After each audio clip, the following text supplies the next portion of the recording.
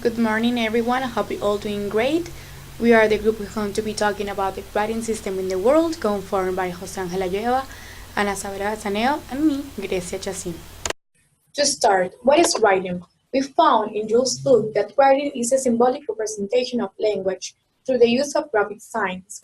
Unlike speech, it is a system that is not simply acquired but has to be learned through the sustained, unconscious effort. Not all languages have a written form, and even among people whose language has a well-established system, there are large numbers of individuals who cannot use this system. So, what is a writing system? Also, we can refer to it as an script or orthography. It's a convention for representing the units of spoken language by making marks on rocks, leaves, clay, bark, metal, or paper. The study of writing consists of establishing correspondences between these marks or symbols and units of the spoken language, such as individual sounds, syllables, morphemes, or words. Whereas speech is ephemeral, writing leaves a permanent record of languages. The invention of writing some 5,000 years ago is probably one of the most and greatest achievements of humankind. Without writing, human history and men's knowledge of the world would not have been possible. There are different opinions as to why people feel the need to write. Some think that religion was the motivating force, while others suggest that it was motivated by the need to keep business. Now we're going to tell you the major writing system in the world. To start, we have the cuneiform. Early shipping records kept on clay tablets gave rise to the cuneiform writing in Mesopotamia in 3,100 years before Christ. Symbols were scratched on flat tablets with a square of stick, which left wedge-shaped marks in the clay. The name cuneiform comes from the Latin cuneus, that means wedge. By the 26th century before Christ, the cuneiform script had been adapted to write Akkadian and from the other languages such as the Hindi in Turkey, Bulgarian in Syria, and Old Persian in Iran. Then we have the Egyptian hieroglyphs. This system was developed about the same time as the cuneiform. Scholars tried to figure out this writing system after it had been dead for close to 1,500 years. It was finally deciphered in the 1922 by a French scholar. My name is José Allueva. Continuing, Phoenician alphabet, when Phoenicia became a cultural and commercial crossroad of the ancient Western world, there arose a need for an easier way to write. As a result, the first true alphabet was developed by Semitic people of the Sinai Peninsula sometime between 1500 and 1000 before Christ. This system used symbols to represent discrete speech sounds. Here we can see a symbol representing the global stop. the Greek alphabet, the Phoenician alphabet, contains symbols for consonants only which suit Semitic languages but did not suit Greek. The Greeks felt that they needed a symbol for representing vowels, so they chose some Semitic consonants to represent Greek consonants and then used the extra Semitic consonant symbols for Greek vowels. Thus, the Greek alphabet was the first alphabet that included symbols to represent vowels. Here we can see the Greek alphabet representing the sound A. The Latin or Roman alphabet was developed by the Etruscans, who inhabited the Italian peninsula before the Romans. The Etruscans chose certain letters shapes of the Greek alphabet and changed a few sound values of the letters to better represent their own language. The Romans took over the Etruscan alphabet for writing Latin and passed it on to all Western European languages. Here we have an ancient Etruscan letter representing the vowel A. The Cyrillic alphabet is derived from the Greek script with additional letters taken from the earlier Glaggotical alphabet as well as from the Hebrew script. The script is named in honor of the two Byzantine saints, Cyril and Methodius, creators of the earlier glagolitic alphabet. It is used today for writing more than 100 languages, among them the Russian.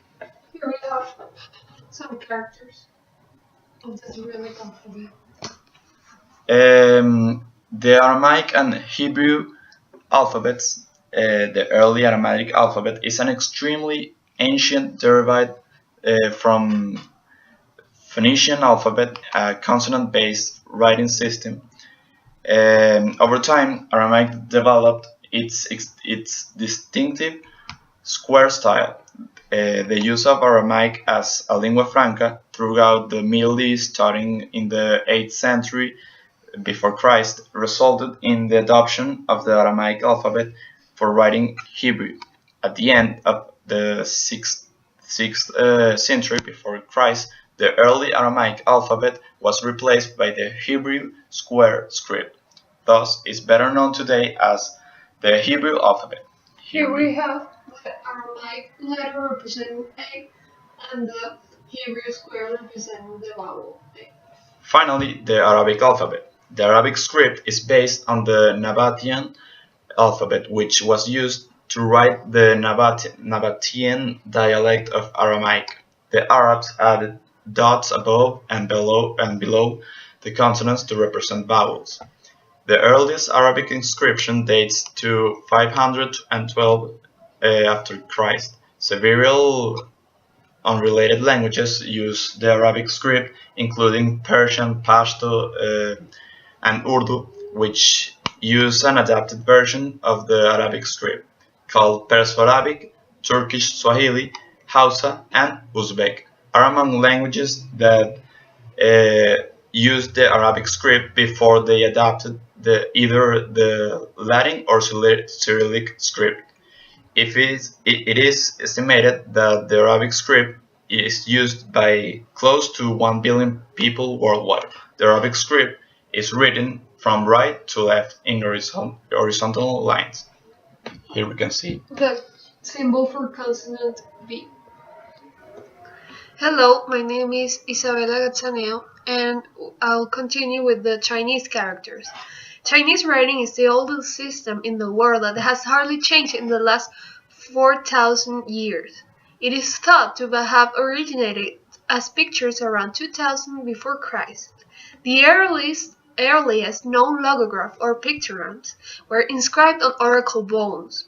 Some of them resembled the objects they attempted to represent, but even so, it was a real writing system and not just a series of pictures. Today, roughly 600 Chinese characters are pictograms, while the majority of characters are phono-semantic compounds.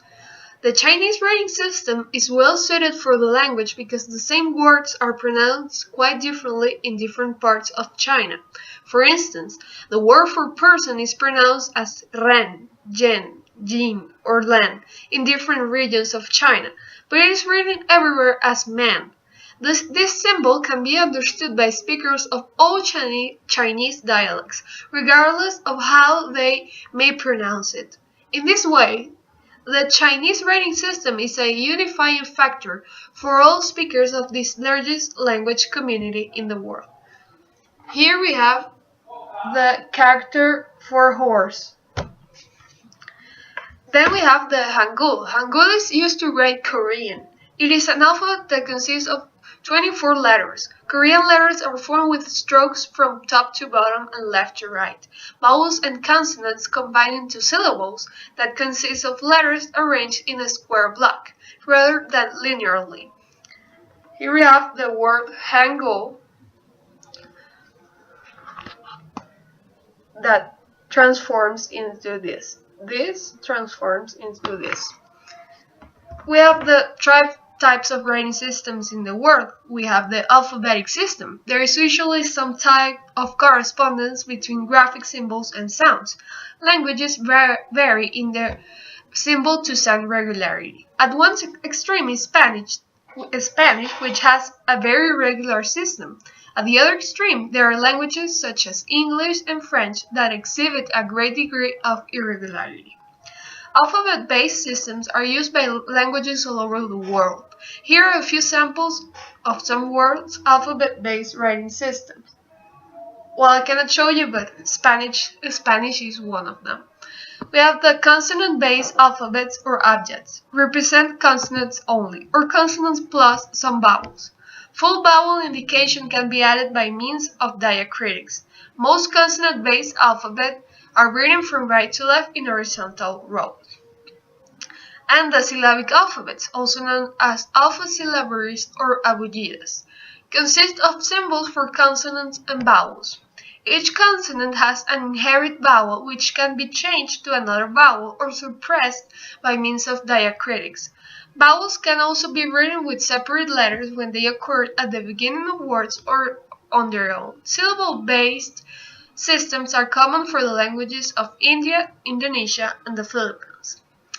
Syllabary is a writing system consisting of symbols representing syllables which usually consist of a consonant plus a vowel or a single vowel. Here we have an example.